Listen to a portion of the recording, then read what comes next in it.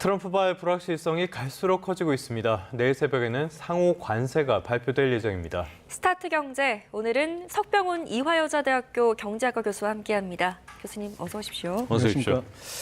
이제 정말 하루 앞으로 정말 현실화가 될 것으로 보입니다. 상호관세 부과가 정말 내일로 나왔는데 아직까지 세부 내용은 없는데 발표 즉시에 발효된다는 내용 정도는 오늘 나왔어요. 어떤 겁니까 그게? 예, 그렇습니다. 도널드 트럼프 미국 대통령이 2일 오후 현지 시간 상호관세를 발표하게 되면 이것을 즉각 발효된다고 백악관이 1일 밝혔습니다.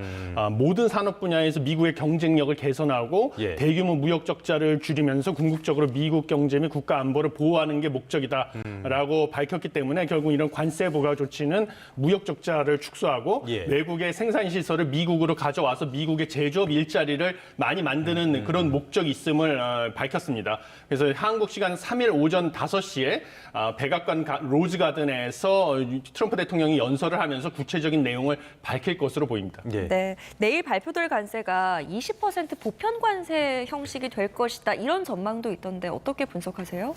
예, 지금 구체적인 내용은 오리무중인데요. 워싱턴 포스트의 그 보도에 따르면 모든 수입품에 대해서 20% 관세를 일괄적으로 부과하는 보편 관세죠. 이 경우는 이 관세 초안을 작성했다는 내용이 보도가 됐었습니다. 그런데 아직 최종 결정이 내려지지 않은 상태고 국가별로 다른 관세를 부과하는 것도 논의되고 있다라고 해서 지금 오리무중인 상태거든요.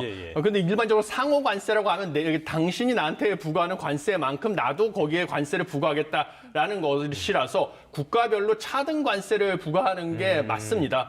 그래서 지금 여러 가지 요인인데 관세 부과 목적 중에 하나로 미국에서 많은 감세를 공약을 했기 때문에 재정 적자를 충당하기 위해서 보편 관세가 옵션으로 고려되고 있다라고 하는데 보편 관세 부과 시에는 미국 경제도 타격이 상당히 클 것으로 보이기 때문에요.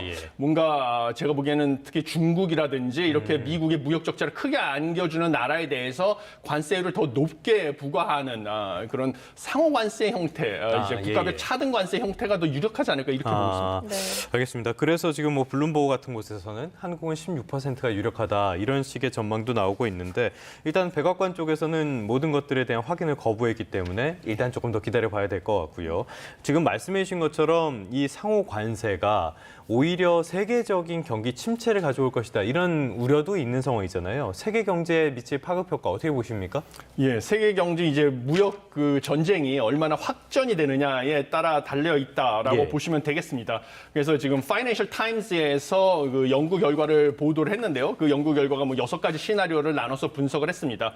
그래서 첫 번째 시나리오 같은 경우는 뭐 캐나다와 멕시코가 미국에서 이제 관세를 25% 부과한다고 했으니까요. 거기에 대해서 보복 관세를 부과하는 시나리오까지 가게 되면요. 이게 두 번째 시나리오인데 세 나라의 수출이 모두 30% 넘게 급감을 하고 1인당 실질 GDP 같은 경우는 멕시코, 캐나다가 7%, 5% 감소해서 1.1% 감소는 미국보다 더 큰 타격을 받는다고 결과가 나왔는데요. 만약에 EU까지 보복 관세를 부과한다든지 해서 전 세계로 무역 전쟁이 확대가 되면 결국은 미국이 가장 크게 타격을 받는 것으로 나타났습니다.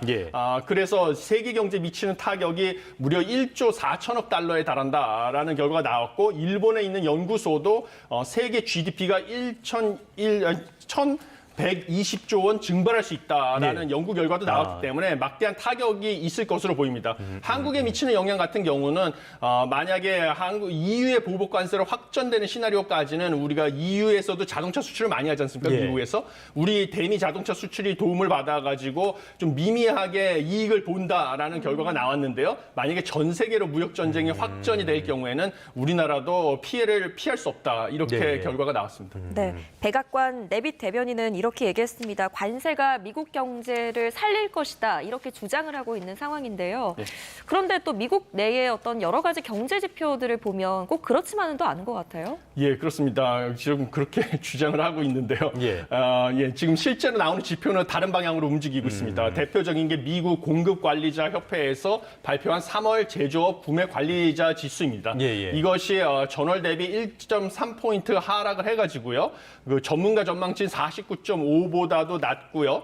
그다음에 기준치인 50보다 낮은 49.0으로 나왔습니다. 50보다 낮게 되면요, 이게 사실은 제조업이 위축 국면으로 접어든다라는 것이거든요. 그리고 구매 관리자들은 사실은 제조업에 종사하는 관리자들 중에서 이 중간재라든지 원자재를 구매하는 사람들이라서 예. 경기의 동향에 대해서 잘 판단할 수 있다라는 측면에서 구매 관리자 지수를 우리가 집계하고 보도를 하는 것입니다. 이런 선행 지표가 다시 위축 국면으로 넘어갔기 때문에 실제로 앵커님께서 말씀하신 것처럼 트럼프의 전방위적인 관세 인상 압박이 제조업 경기를 오히려 전망을 불투명하게 더 안 좋게 만들고 있다라는 것을 시사하시면 되겠습니다. 시사한다라고 보시면 되겠습니다. 예. 반면에 그 하위 지표 중에서 공급업체 배송과 재고 지수만 기준선을 웃돌았는데요. 이 재고나 배송이 늘어난 것은 관세 부과 전에 미리 제조업 기업들이 예. 중간재나 원료를 확보하기 위해서 수입을 늘렸기 때문에 거기서 착시가 나온 있네요. 일시적인 예. 현상에 불과하다 이렇게 보시면 되겠습니다. 알겠습니다. 말씀해 주신 대로 제조업은 위축, 고용 지표도 별로 안 좋고 성장률 전망치도 쭉쭉 내려가고 있으니까 아무래도 그래서 뉴욕 증시도 갈피를 못 잡고 있는 것 같습니다. 다른 나라들의 반응도 살펴보죠. 다른 나라들 반응은 어떻게 좀 많이 엇갈리고 있는 것 같아요. 어떻게 보셨습니까? 예, 당연히 지금 엇갈릴 수밖에 없는 예. 상황입니다. 대표적으로 뭐 보복을 하거나 협상으로 설득을 하겠다는 식으로 반응이 나눠지고 있는데요.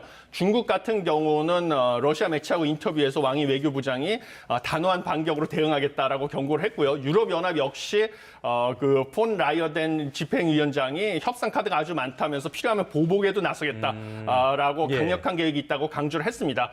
그리고 이 두 나라 같은 경우는 대규모 개방 경제라서 미국에 대응할 만한 이런 경제 규모가 있기 때문에 이런 예, 전략이 예. 가능한 거고요. 반대로 이 소규모 개방 경제에 불과한 멕시코 같은 경우는 미국이 원하는 마약 사범을 넘기겠다라고 하면서 범죄인 인도를 관세 협상 카드로 사용하고자 하는 전략을 보이고 있습니다. 미국에 대한 의존이 워낙 크기 타격이 더 크기 때문에. 때문에 이렇게 나올 수밖에 없는 상황이거든요.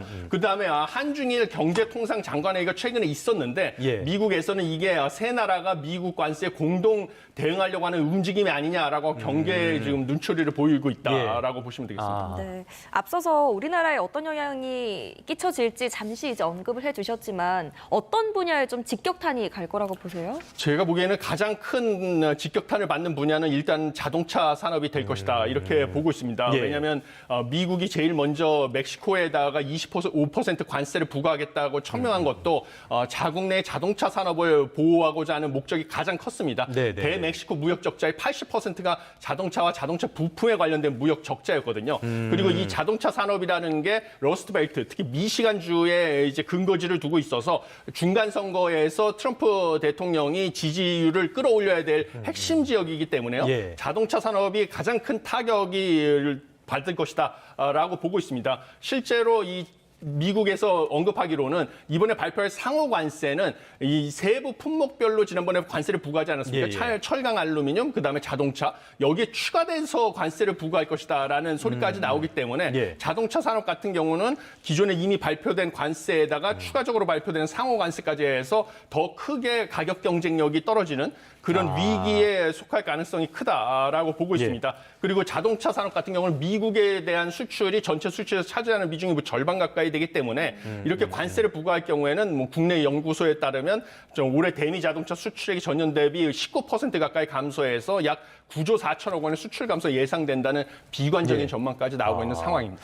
알겠습니다. 국내 자동차 기업들은 많이 억울할 것 같아요. 미국 자동차가 우리나라에서 안 팔리는 거는 관세 장벽 때문이 아니라 그냥 경쟁력이 없어서 안 팔리는 건데 억울할 것 같습니다. 자, 대기업들은 어찌됐건 대응할 수 있는 여력은 있을 텐데 중소기업들은 지금도 안 그래도 한계 상황이잖아요. 굉장히 우려가 클 것 같아요. 예, 그렇습니다. 뭐 대기업 같은 경우는 그나마 뭐 미국 내에서 생산을 늘린다든지 수출 시장을 다변화한다든지 하는 조치로 대응이 가능하지만요. 중소기업 같은 경우는 그런 것들이 상당히 어려운 상황입니다. 실제로 중소기업 벤처부에서 중소기업 중앙회를 통해 가지고 철강 알루미늄 관련 업체들에게 실시한 설문조사 결과가 나왔는데요. 예. 이 철강 알루미늄 관련 수출기업 600개사가 참여를 한 결과에 따르면 앞으로 그 정확한 파악, 정보, 관세 정책에 대한 정확한 정보도 파악하지 못하고 있고요. 약 예. 41.8%의 기업이요. 그다음에 관세 리스크로 인해서 물류 비용이 상승할 것이다라고 예측한 기업도 38%에 달았고 예. 그것뿐만 아니라 수출국 다변화 비용이 발생할 것이다. 라는 응답도 37% 가까이 나왔습니다. 그런데 마땅히 중소기업은 이것에 대해서 대응도 제대로 못하고 있는 것으로 나왔거든요. 실제로 대응을 준비하는 기업이 약 32.5%에 불과를 했고요.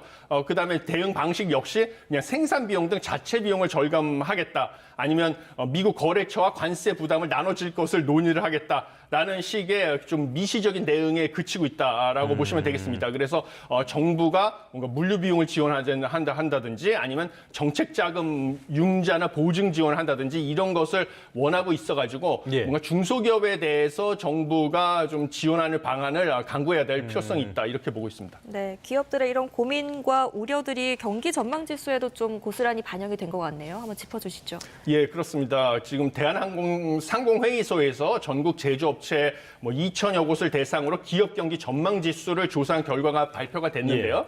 2분기 기업 경기 전망 지수에 따르면 전분기 대비 18포인트 상승한 79가 나오긴 했습니다. 그래서 상승을 했는데요. 이게 79라는 숫자가 기준선이 100보다 낮습니다. 예, 많이 그래서 낮네요. 100보다 많이 낮는데 이것은 무엇이냐면 앞으로의 경기를 이전 분기보다 긍정적으로 본 기업이 적다라는 이유죠. 그래서 이전 분기보다 앞으로의 경기가 더 안 좋아질 것이다라고 예측하는 기업들이 여전히 더 많다라고 보고 있는데요. 기업 규모별로 지금 나눠보면 대기업이 71로 오히려 중견기업이나 중소기업보다 더 낮다 이렇게 보시면 되겠습니다. 예. 왜냐하면 글로벌 공급망의 노출도가 대기업이 높거든요. 예. 그렇기 때문에 대외 정책 변화에 민감해서 대기업이 가장 더 안 좋게 보고 있다 앞으로의 경기 전망을 이렇게 보시면 되겠습니다. 알겠습니다. 교수님 말씀을 듣고 나니까 트럼프의 관세 정책이 미국에 도움이 되긴 될까 여전히 물음표밖에 떠오르지 않는 상황인 것 같습니다. 오늘 스타트 경제 오늘은 석병훈 이화여자대학교 경제학과 교수와 함께했습니다. 오늘 말씀 고맙습니다. 잘 들었습니다.